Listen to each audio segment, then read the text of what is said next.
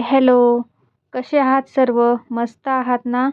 आजचा दिवस तुम्हाला खूप चांगला, भरभराटीचा, आनंदाचा जाओ हीच बाप्पाच्या चरणी प्रार्थना. तुम्हा सर्वांचे स्वागत आहे आमच्या नवीन मराठी यूट्यूब चॅनलमध्ये, ज्याचे नाव आहे माझी लाडकी आई आणि मी. आमचा हा फर्स्ट व्लॉग आहे. चला तर मग आज फर्स्ट व्लॉग आहे, तर आजच्या दिवसाची सुरुवात ही बाप्पाच्या छान गोंडस अशा चेहऱ्याला बघून सुरुवात करूयात. तुम्हालाही आवडतात ना आमचे बाप्पा? आजची दिवसाची सुरुवात तर खूप छान झाली होती बाप्पांपासून. त्यामुळे सकाळी सकाळी छानपैकी मटकीचा नाश्ता करण्याचे ठरविले होते. मम्मीला म्हटलं, मम्मी तू तोपर्यंत मशीनला कपडे लावून घे, तोपर्यंत मी आपल्या दोघीसाठी छान असा मटकीचा पौष्टिक नाश्ता तयार करते. चला तर मग मी आज तुमच्यासोबत मटकीची मला जमेल अशी एक रेसिपी शेअर करते. मी छानपैकी तेल गरम करून घेतलं. त्यामध्ये मोहरी, जिरे, कांदा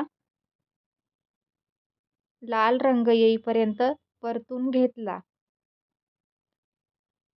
त्यानंतर मी त्यामध्ये हळद पावडर आणि मिरच्या टाकून घेतल्या आणि त्यालाही छान असं परतून घेतलं. त्यानंतर मोड आलेली मटकी मी त्यामध्ये फ्राय करून घेतली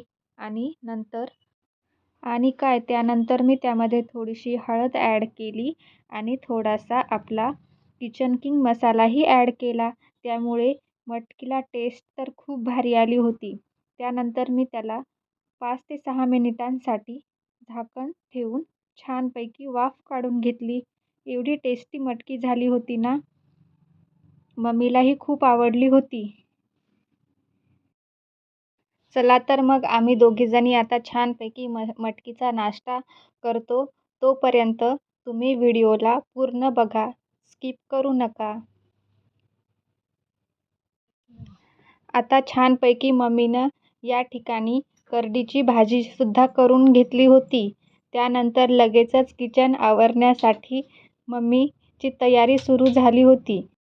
तुम्हालाही आमचे डेली व्लॉग्स, आमचे daily routine, morning routine, evening routine, नवनवीन रेसिपी सर्व काही बघायला आवडेल की नाही आम्हाला नक्की कमेंट करून सांगा.